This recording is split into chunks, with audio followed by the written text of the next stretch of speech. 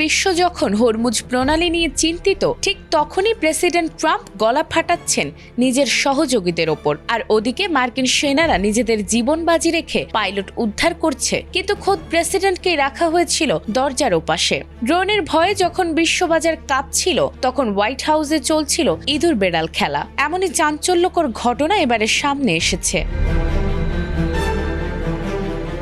Iran ও যুক্তরাষ্ট্রের মধ্যকার চলমান সংঘাত নিয়েছে নাটকীয় মোড়।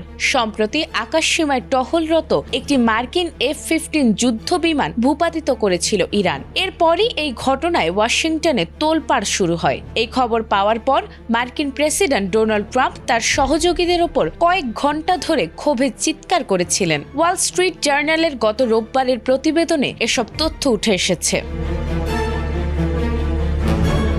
সবচেয়ে চমকপ্রদ তথ্যটি হল, ভূপাতিত বিমানের পাইলট ও ক্রু সদস্যদের উদ্ধারে যখন মার্কিন স্পেশাল ইউনিট বিশাল অভিযান শুরু করে, তখন প্রেসিডেন্ট ট্রাম্পকে সিচুয়েশন রুম থেকে দূরে রাখা হয়েছিল। কর্মকর্তাদের ভয় ছিল ট্রাম্পের ধৈর্যের অভাব না আবার উদ্ধার কাজে জট পাকিয়ে দেয়। সেজন্যই এই সাহসী সিদ্ধান্ত নিয়েছিলেন তারা। আর শেষ পর্যন্ত মার্কিন কমান্ডোরা এ উদ্ধার অভিযানে সফল হয়েছিল।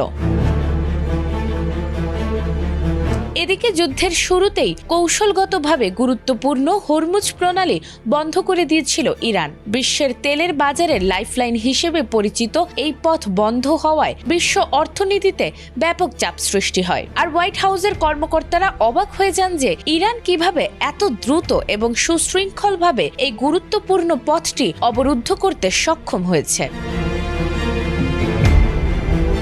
ইরানের প্রতিরক্ষা শক্তিতে খোদ ট্রাম্পও বিস্মিত হয়ে বলেছিলেন, শুধুমাত্র ড্রোন ব্যবহার করে কিভাবে কেউ হরমুজ প্রণালীর মতো জায়গা বন্ধ করে দিতে পারে। এই অর্থনৈতিক চাপ ও সামরিক পরিস্থিতির জটিলতায় ট্রাম্প ইরানের সঙ্গে দ্রুত যুদ্ধবিরতি করতে উদ্গ্রীব হয়ে পড়েন বলে প্রতিবেদনে উল্লেখ করা হয়েছে।